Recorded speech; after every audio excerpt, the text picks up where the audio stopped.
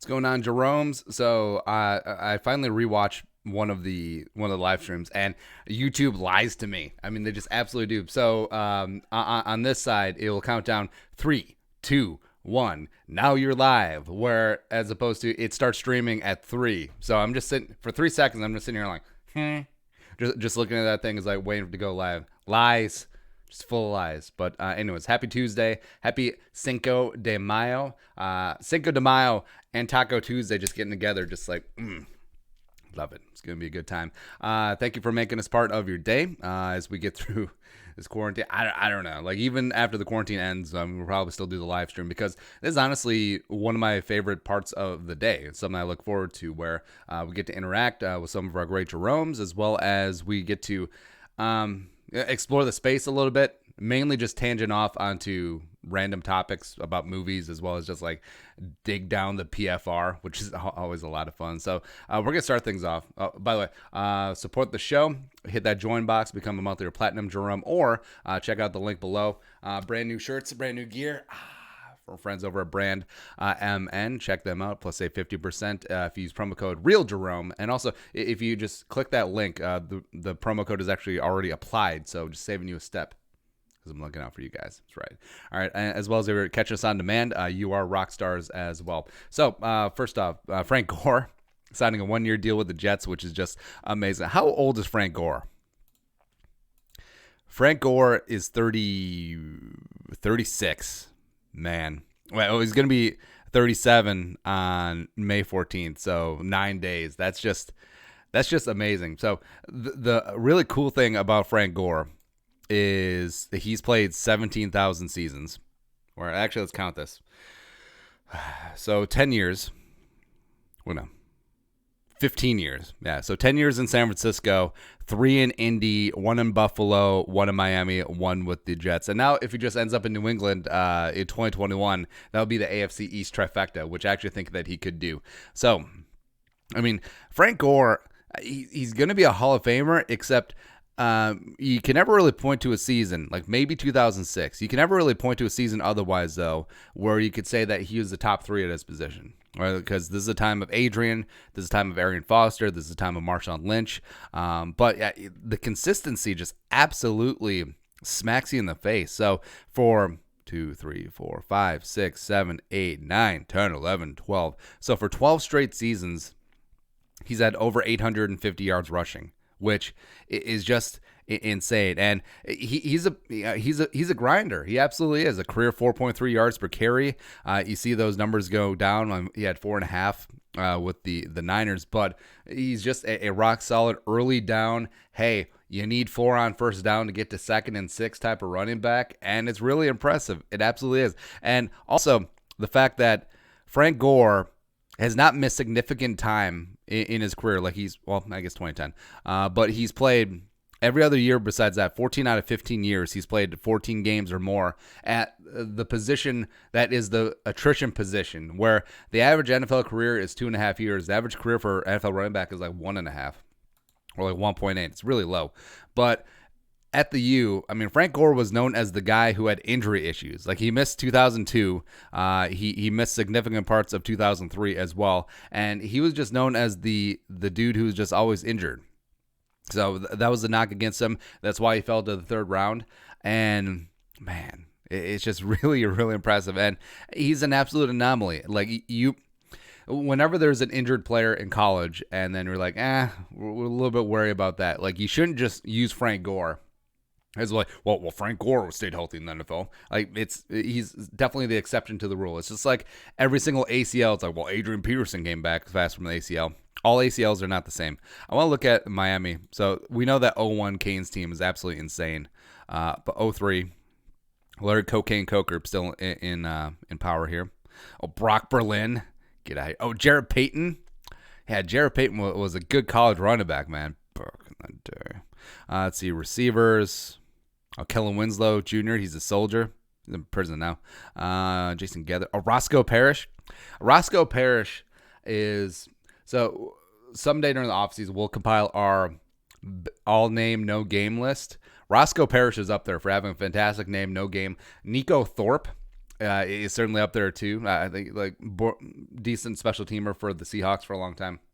Like Thorpe, like people forget, like Jim Thorpe. Thorpe is synonymous with football, right? So Nico Thorpe, it's just a great name. Kevin Beard, Sonoris Moss, Quatrine Hill. God, man, did Kevin Beard play in the NFL? I think he did. Kevin Beard, NFL. Maybe not. Nope, I guess not.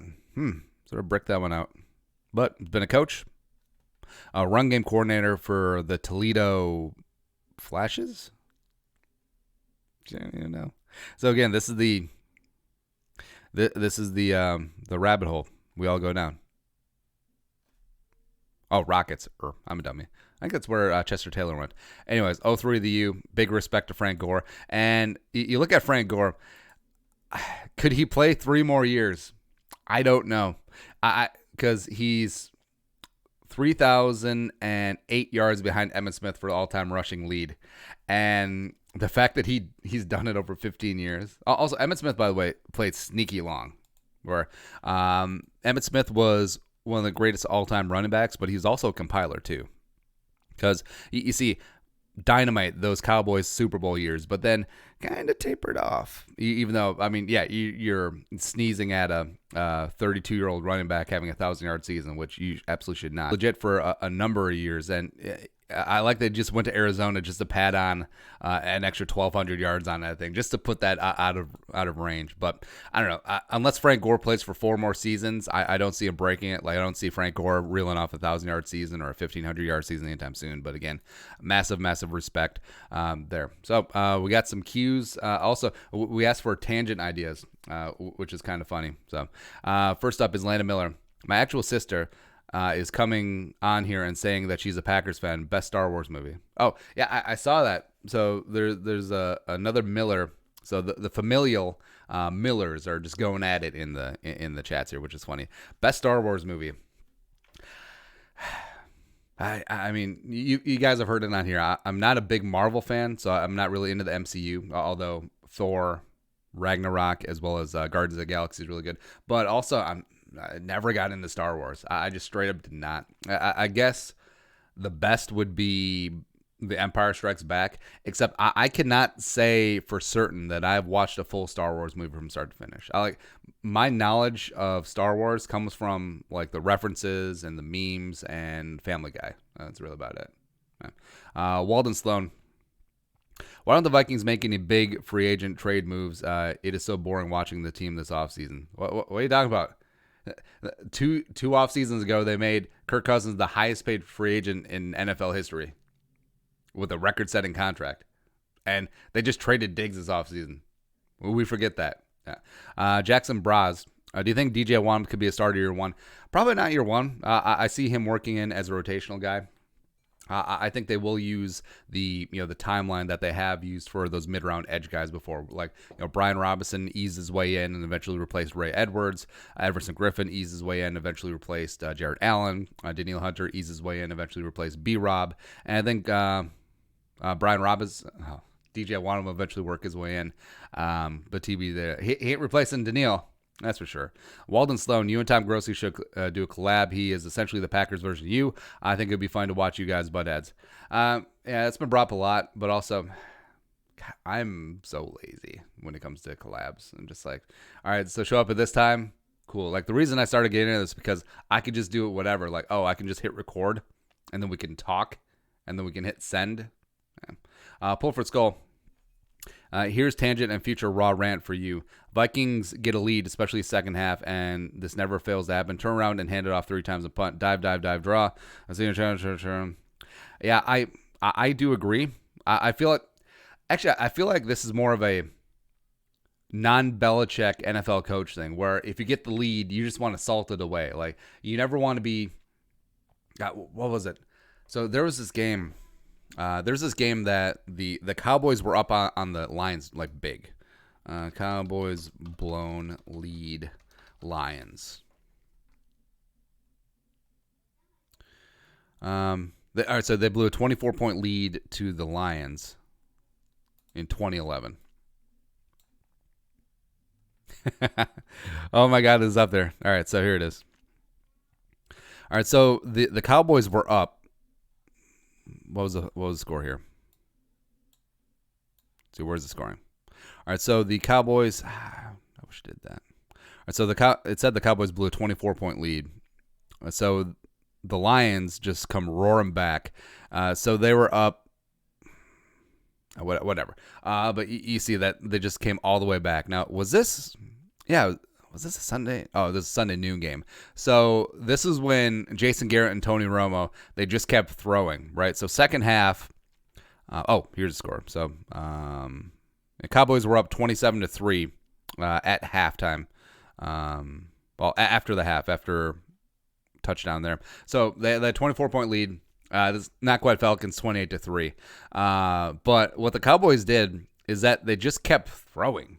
They just kept throwing, and you see that Romo threw a pick six. Oh, there was 2 pick sixes. Oh my God. So 2 pick sixes in the third quarter. And, Dan Bailey cameo. What up? Man, it's just so insane. So, the Cowboys just kept throwing in the second half when they could have been running the ball. Probably should have been running the ball, except look at the Cowboys running backs. Felix Jones, Tashard Choice. They weren't giving DeMarco Murray the time of day yet, so they couldn't necessarily run the ball. And you see Tony Romo, 47 attempts. Now, you would think that in a massive comeback, you would have 47 attempts. That's why Stafford here has 43 attempts in a comeback attempt. But if you have a 24-point lead right after the half, you should not be throwing 47 times. And that's one of the reasons why, coaches get so conservative. Like, all right, we're coming out of half. We have a 6-point lead. We have to salt this away. We have to run out the clock. We have to run 4-minute and 8-minute offense, which is just, it's just not winning football. Something I love, college coaches do this, high school coaches do this, Belichick does this, where once you get your foot on their throat, you don't let off the gas. Like, you don't give up pressure. Like, you try to run up the score. And I know, like, high school, kind of unsportsmanlike. College, it is what it is. NFL, you're grown-ass men and you're paid. Well, college, you're grown-ass men and you're paid under the table. But, that's something that that's something I miss about, like, coaches. Because Bug Grant wasn't like that. Childress wasn't like that. Denny certainly was not like that. Denny getting conservative at the end of both halves in the NFC 98 NFC title game is why the Vikings lost. Not so much Gary Anderson, but then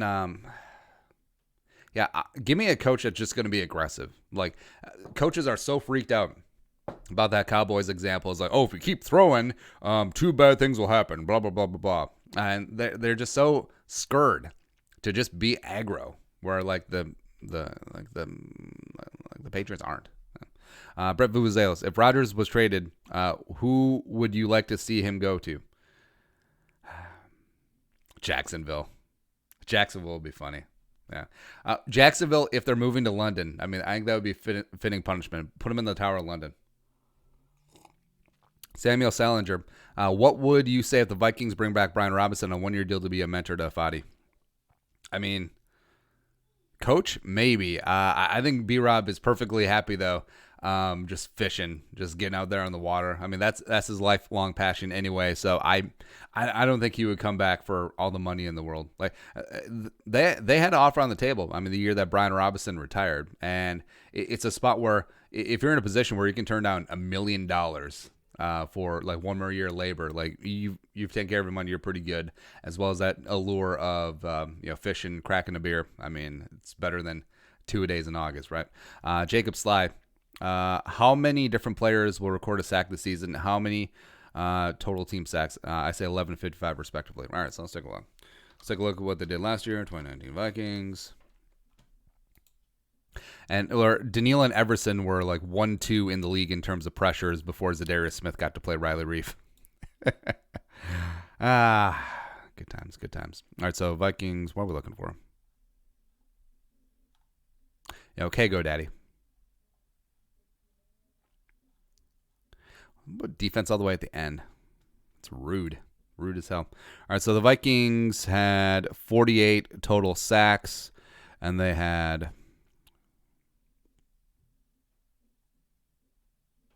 had 13 players record at least a half a sack. So I'm going to say 12 players, and then I'm going to say 60 sacks. Bring it. Next up, Stanley Morrows. Stanley Morrows, see the purple check mark, monthly or platinum Jerome. Find out how you can become one. Hit that join box down below. Why do we play in Seattle every year? Is it supposed to alternate venues each matchup? We played there last 2 years. This one's third. Well, I think it's just more of poor timing because 2018, they had the rotation for the NFC West. So that's how that got matched up there. 2019 ended up there because of similar placing position in non-conference divisions that you weren't playing that year in the rotation. So it's just more of a statistical, or not statistical, it's more of a scheduling quirk. Like it's not the NFL going out to get the Vikings at Seattle. It's just, it happens. I Goddard won. Congratulations on 25K in the UK. Core blimey, governor. Here's to the next 25K, Skull. Hey, thank you very much. Yeah, we actually do really well, like across the pond. Have a lot of UK fans, have a lot of German viewers as well. It's really cool. Plus, shout out to Australia. Shout out to everyone who's watching around everywhere. Let us know, live chat. Let us know where you're watching from. We'll give a couple of shout outs there. I always love doing that. Plus, I say this every day. It's cool that we have a core of regular viewers on the live stream that just makes this part of the day. 11 a.m. Central Time every single weekday. Let's go. Rohit and Ampudi. Do you think Harrison Smith can keep his play up like this season? And if so, how many years would you extend him for? Just a video on this, I would extend him 2 to 3 years. And I think he's probably got 5 years of his prime left. Despero Warrenberg Lem. How far are Vikings going in playoffs, and which team would be the best turnaround from last season? Also, best beats in Minnesota. I think the Vikings will make it to the Super Bowl. What happens after that? I don't know. Team that have the best turnaround from last season. I think the Browns. I think Kevin Stefanski, I love and respect him. I think that he is a great leader. I think he's put in the work. I think that I think he's going to be phenomenal with the Browns. They got so much friggin' talent on the Browns that it's a shame what happened last year. Where Freddie Kitchens, this is what always happens with interim head coaches, that it generally does not work out. You look at Leslie Frazier and Brad Childress, where if a head coach gets to the point where he's going to be fired, and that's on him, as well as on the staff, and then you're telling me that someone from that losing staff is just going to step up and turn things around, he was part of the problem. Right, so Freddie Kitchens, I mean, he was, the players loved him, but it just did not work out last year. I think he was in way over his head, way over his skis. He hadn't even been a coordinator. He hadn't really been in a leadership position. Where nice guy, great running backs coach, great position coach, but he was in over his head, and then after he got in and over his head, he got combative. He held grudges. He really had a very tin ear to the locker room, like the way they alienated OBJ and David Njoku, which is just egregious. So you're just completely turning off some of your most talented players. It's just ridiculous. So I think Stefanski and the Browns, they have a really, really good chance to turn things around. Actually, let's look at the Browns. Our lads, Browns. Now, our lads aren't always, perfect, but you get a good idea of what's going on, with the squadrons there. All right, so Jedrick Wills, getting him in the first round, it's awesome. Joel Blattonio is a stud. Wyatt Teller, I think, is very underrated. Really liked him coming out of Virginia Tech. Conklin, they signed a big free agency deal. J.C. Treader still doing things there. Man, oh my God, Nick Harris. Oh man, that pisses me off. But Jarvis, OBJ, they brought back Hollywood. Oh, they got Tawan Taylor? Shoot. But, Baker, I think Baker has a nice turnaround. I think him and Stefanski being able to see things one-on-one will make a lot of sense there. Plus, I mean, they have the best running back room in the NFL besides the Vikings. Nick Chubb is a stud. Kareem Hunt is legit. And that defense, God, they got Sheldon, they got Vernon and Garrett, depending on how many games Garrett gets suspended for. I love Larry Ogunjobi from Charlotte a couple years ago. He was a stud. Andrew Billings coming in. Andrew Billings fell in the draft a couple years ago. Really surprising. Turns out he had a knee injury, but him out of Baylor was pretty legit. Picked up by Cincinnati, eventually came over here. Adrian Captain Claiborne. Adrian, I'm going to get 4 sacks in a game just because I got to play. I'll get the left tackle's name. But we'll look that game up. They got Deho, Delpit, Carl Joseph, Greedy. I mean, on paper, of course, the Browns should be legit. They absolutely should. All right, so Adrian Claiborne, PFR. So Adrian Claiborne had like 6 sacks in a game. And I'm trying to remember the name of the Cowboys left tackle where he was bad. Like he was in for Tyron Smith, and he did not have a good time. So we'll look that up. And again, this is a tangent show. This is what happens. Then we'll give a couple of shout-outs. Love you guys. All right, let's see here. Sacks. 6. I mean, just 6. I mean, all right. 2-2-2-2, 1-1-1-1-1-1-1, 6. No big deal. Oh, yeah, the Falcons won that game. No way. All right, so all right, so starting a lineup. Chaz Green. Oh, that's right. Chaz Green was bad. Chaz Green is no bueno. No. That's right. Oh, he was a 3rd-round pick. Ooh, why? Wow. Amazing. Anyway. All right, so a couple shout-outs. Let's see here. All right, Turtle Skull from Minnesota. Rob Burnett, Calgary, Alberta, Canada, every day. Thank you, man. Love you. Leighton Engren, Skull from New Zealand, down under the Kiwis. What's up? Travis Flake, Forest Lake, where one of the previous shows, I just pretended that I had a vendetta against Forest Lake. Forest Lake's beautiful. Like Forest Lake, White Bear Lake, Lino Lakes minus the prison, like up there, the northeast burbs of the Twin Cities, gorgeous area, the original Lake Country. Yeah. Let's see here. Oz O Skull Saskatoon, Zach Ball Skull from Northern Colorado. What's up? Mike Benham, Grand Rapids. Shout out to Michigan. Ramad Mazel, Jerome from Rochester, New York. Shout out Western New York. What's up? Miles Jerome, Lexington, Minnesota. Preacher Paul, hauling it for all y'all. Rolling through Kalama, Washington. New Zealand. Rashawn Ivory, North St. Paul. Rashawn, daily loyal viewer. Love it. Logan DeGraff, Skull from Rapone, California. Row the Skull, Austin, Texas. I was supposed to be in Texas for Cinco de Mayo. I'm kind of bummed that I'm not. So I just have to make my jabroni gringo tacos. Let's see. Sammy Salinger, Austria. Let's put another shrimp on the barbie, eh? Let's not. If you get that reference, you're awesome. Landon Miller, Skull Hastings. Now, the Battle of Hastings or Hastings, Minnesota. Both are good. Chris Lindahl, Skull from Fort Myers, Florida. Awesome. Love you guys. So, let's get back into the Q&A. Where are we? Oh, best pizza in Minnesota. Well, I would say mine. I mean, mine's pretty up there. But I love Black Sheep pizza. There's some about the wood fire pizza which just really gets me. Also, this is a controversial statement, but I like Pizza Luce too. I understand it's quasi-regional chain, except I think they do really good stuff. Red Savoy is really good. God, all right. I'll look this up.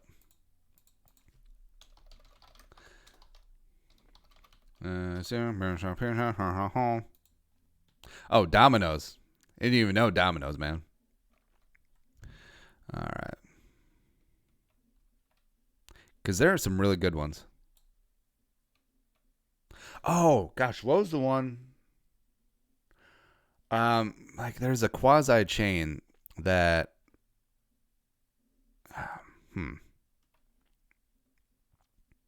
that I completely forget. I should really come up with Chanticleer.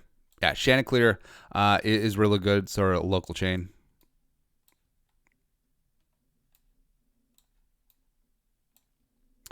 And there's another one that I just completely forget. I mean, Punch is good. There's one in St. Paul that was really, really good. I cannot, for the life of me, remember its name. I wonder if it's still open. No, it's not Black Sheep. Nah. Anyways, I'll have to think about that one. We'll come up with a better list. But that off the top of my head, there you go. Skull Nation. Was the toughest game on the schedule? Was the easiest game? Easiest game, Jacksonville or the Lions, man, or the Bears. My God, even though the Bears fans, just as we predicted. By the way, so the video that we did about Trubisky, and if we predict how you're going to react, you don't get to react that way in the comment section, man. I mean, all the Bears fans, yeah, they're what about Kirk Cousins and his extension there, and also you guys haven't beat the Bears in 2 years, and they're better. Your team is bad. Ryan Pace deserves to be fired. Trubisky's going to be gone. Nick Foles is going to be gone. And you guys are somehow going to ruin Trevor Lawrence. That's what's going to happen. Toughest game on the schedule. At Seattle is going to be tough. I mean, Green Bay is never going to be a walk in the park. At Tampa, I mean, they could be legit. They could absolutely be legit. I think the Colts will be sneaky good too. Titans will be tough at home. Yeah. Miles Jerome. I'm super sad that the Twins aren't playing yet. Who's your favorite Twin right now? Mine is Luis Ariza. I like Kepler. Kepler's pretty legit. Trying to think. It is relatively close. Yeah, but I'm going to say Kepler. Favorite Twin of all time? Besides Kirby. Herbeck is up there. I really like Shane Mack. I like Shane Mack, Matt Lawton, Torrey Hunter, Johan Santana. Johan Santana for a hot second was the best pitcher in baseball, like hands down. Also remember like those post 91 teams when they were still kind of good, where it was Chili Davis, Shane Mack, Kirby Puckett, blank. The corpse of Ken Herbeck before it went to Doug Mankiewicz. Luis. Greg Agnew's at third. Luis, name escapes me. Then it was Brian Harper was that catcher, and then it went to Lenny Webster, I want to say. But pitchers Kevin Tampany, Jeff Reardon, well, he was part of the 87 team more. Kevin Tampany, Scott Erickson. Yeah, the Scott Erickson no-hitter. Replay that again, Fox Sports North. Gosh, who else was in there? Oh, LaTroy Hawkins or Pat Mahomes. Yeah, Pat Mahomes Sr. Yeah, perhaps you've heard of him. Yeah, great. Purple Rain. How do you feel about Nicolas Cage playing Joe Exotic in the new 8-part Tiger King TV series? I'm on the fence about those. I think it was the role that he was born to play. Hold on. Joe Exotic. So this is announced, what was it, yesterday? Nicolas Cage is Francis Ford Coppola's nephew, by the way. I respect that Nick Cage didn't go try trading on his name, just made his own way. But all right, so no like photoshops of him up there. But yeah, so Nicolas Cage, interesting story. So all of the really terrible movies that Nicolas Cage has made, and I do not count Con Air among them. Con Air is one of the greatest movies of all time. Screw you, bad movies. So he started taking all of these roles, like Bad Lieutenant and Stolen and Trespass. He started taking all these really crappy movies because he had a tax bill to pay. And it's sort of like, it's sort of like, but also not. So Liam Neeson, unfortunately, his wife, Natasha Richardson, like she passed away in a really sad skiing accident, right? So then Liam Neeson just sort of trying to, work and, not think about life. He started taking on a lot more of these roles that he never thought that he would take. And then one of them was Taken. And Taken was pretty good. But Nicolas Cage, it's the tax bill. That's why he went down this rabbit hole. Oh, man. Nicolas Cage's IMDb page is just like a bloodbath. I mean, this thing looks like Omaha Beach. Next up, sure. All right, so when did this really start? I mean, Ghost Rider, for sure. Kick-Ass was a good movie. Bad Lieutenant, sure. Bangkok Dangerous. All right, starting at National Treasure 2. Actually, no, you're going back even further. All right, so National Treasure, fantastic movie, but over the last 16 years, it's been a little tough. Wicker Man, no. Ghost Rider, no. Grindhouse, no. Next was terrible. Next was really creepy because that was the one where they come across like a plane crash. National Treasure 2 was terrible. Bangkok Dangerous, Knowing. Or wait, was it Knowing was the one plane crash? I think it's Knowing, actually. Kick-Ass was really good. Swords of the Apprentice, no. Season of the Witch, no. Drive Angry, no. Seeking Justice, Trespass. Ghost Rider 3, no. Stolen, no. Joe, no. Rage, Outcast, Left Behind, Pay the Ghost. Oh my God. Oh my God. Oh, he was in Snowden? Oh, there you go. Just the amazing amount of movies. Oh, he's in a movie called Jiu-Jitsu. Now I have to go see that. But just amazing. We got in the live chat. Why you all talking about movies? Oh, well, welcome to the stream, buddy. Landon Miller, would now be the time to buy an Afadi jersey? I mean, I would. Like, I'm betting on the future of that young man. I think he's going to come in and do a great job. Ethan Griffith does a shortened offseason harm teams like the Vikings who are going through a youth movement this coming season. Can't help but feel the Rona will impact Vikings born say the Packers, Niners, Saints. It could absolutely will. There's going to be a lot of turnover, especially on that defensive side of the ball. And the fact that Zimmer can't really get on the field on them, get his hands on them. I think that's going to make an impact early. It is nice that offensively, aside from a couple offensive line spots that are relatively intact, besides Diggs, because Thielen back, Rudy back, the running backs are back, Cousins, and you're basically in the same offense from last year with Kubiak in the building. So that could be a plus for the Vikings there. Paz Mello, what are the chances we cut Ben Gedeon in favor of Troy Dye? I like Eric Wilson. To be honest, Gedeon is just so average at best. Well, Gedeon does do great work on special teams, and I think it will come down to the Vikings will keep 5 linebackers, which they generally have. They kept 4 at times before. They kept 6 one year recently, but Barr, Kendricks, Wilson, I think those are your on-paper starters, but really it's Barr and Kendricks. Then Gedeon and then Troy Dye. I think they'll keep those 5. Mr. Popo, after reading some news about Sharp, and they said after the draft, Sharp isn't guaranteed to make the roster. Well, yeah, we said that when he signed because a league minimum, next to no guarantees. I don't even think he got a signing bonus, or if he did, it was really small. So, yeah, this is like a lot like Kendall Wright. This is a lot like King from the Giants. I forget his name, first name, but wide receiver from the Giants, something King. It wasn't Marquette King. That's the punter. Something King. But yeah, these veteran guys coming in are like, look at Taylor last year coming from Denver. Just because you played in the league and just because you got a contract, you're not guaranteed to make it. So you do have to bring it. Mr. Stanley Morris, least favorite actors, actresses, and why you dislike them. Least favorite actors, actresses. I can't really think that one I like avoid, because even like the actors that actually, this is a good one.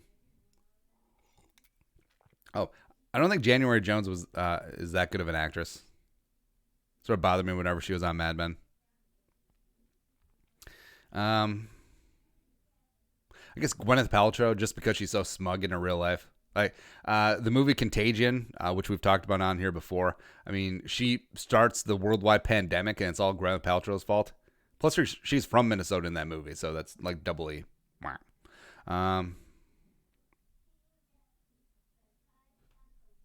Next up is see something about Justin Jefferson tweet in the live chat.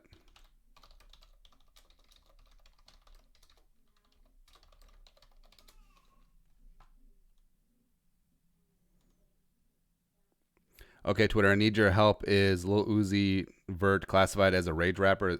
Wait, is that it? Is that the one they were talking about? Probably not.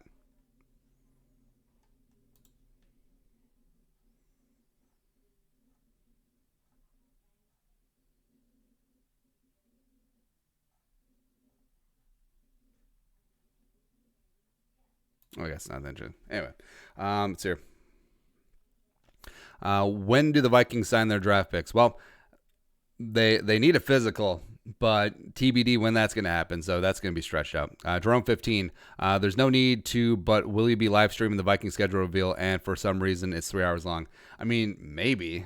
Because we're going to be watching it anyway, and we're probably going to do a video on it shortly after, so, it's possible. Plus, it'll leak beforehand anyway, so it doesn't matter.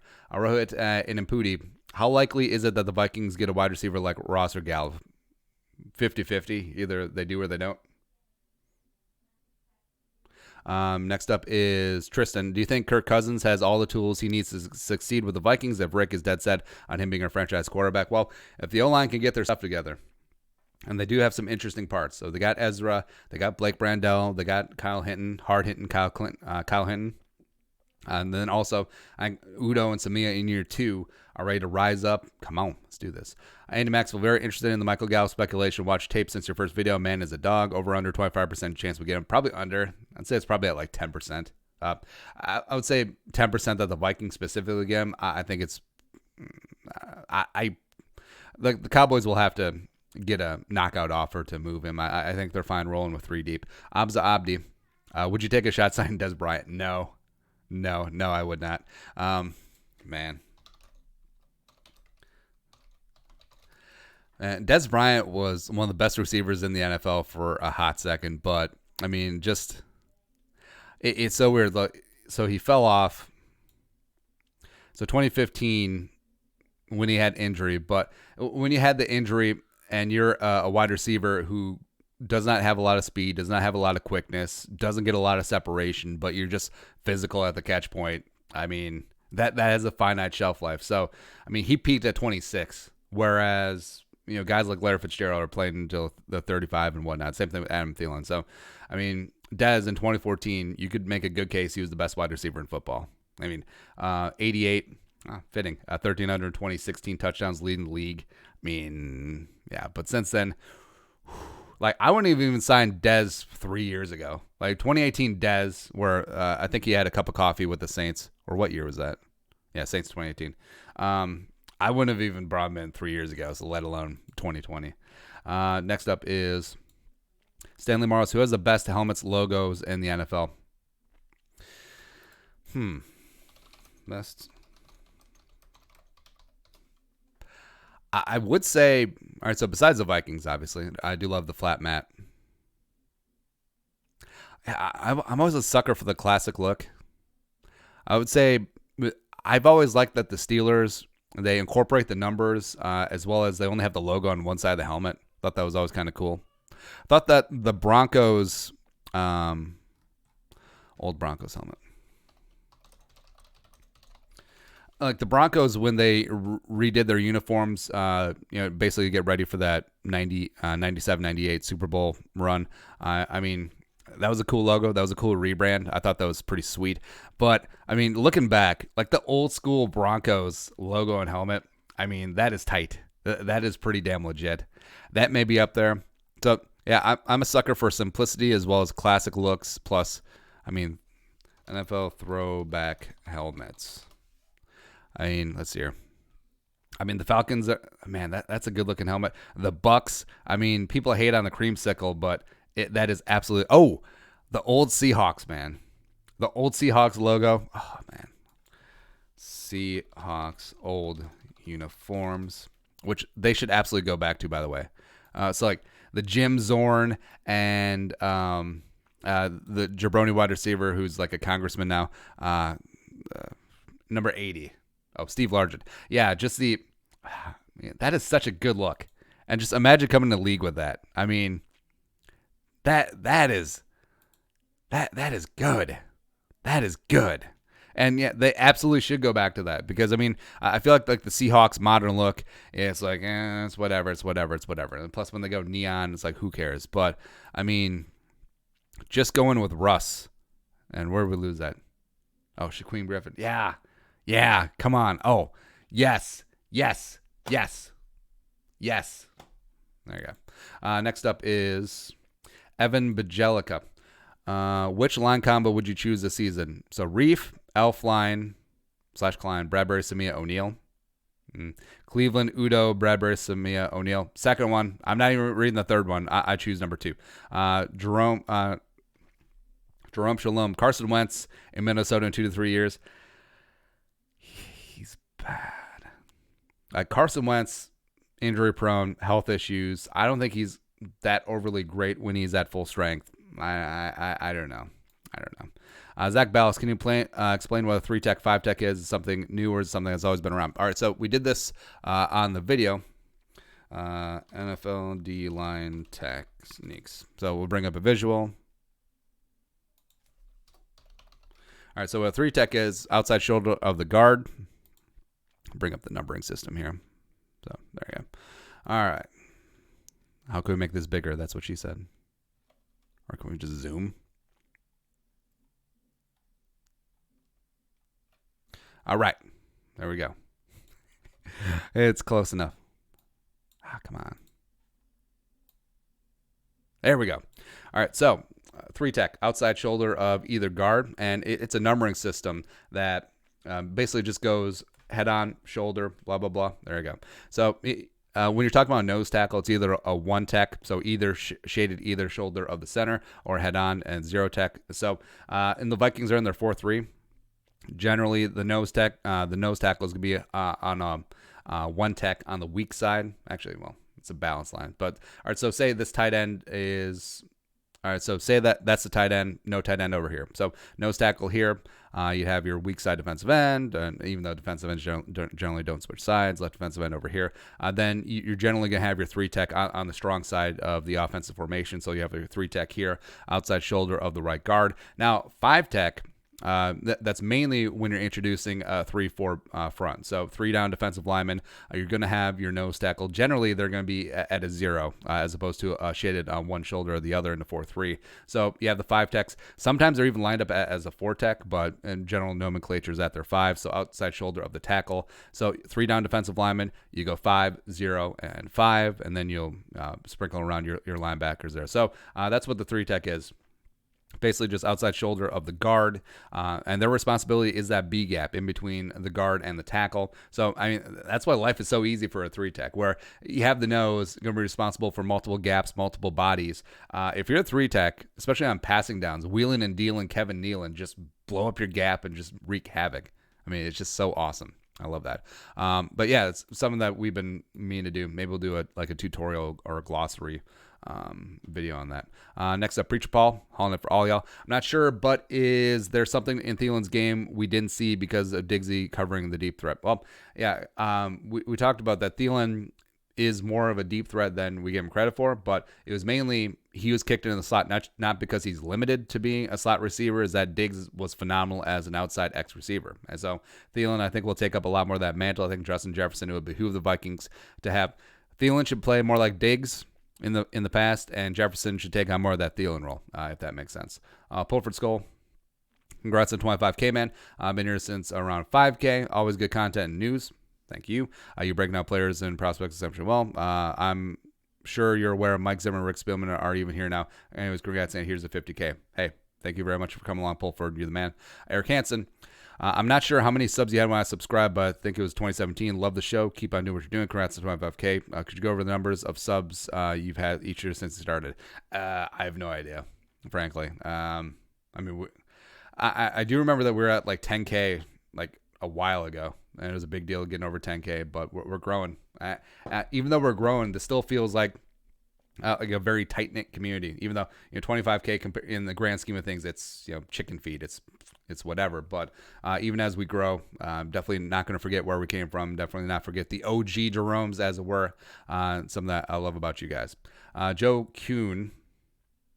Skull from Cyclone Nation, Ames, Iowa. If the season were to be canceled, how do you think the team's drafting order would work for the 2021 NFL draft? I think that they have something in place where it would be like a 3-tiered lottery, where it would, depending on finishing position of the last couple of years, then it would be a quasi-lottery.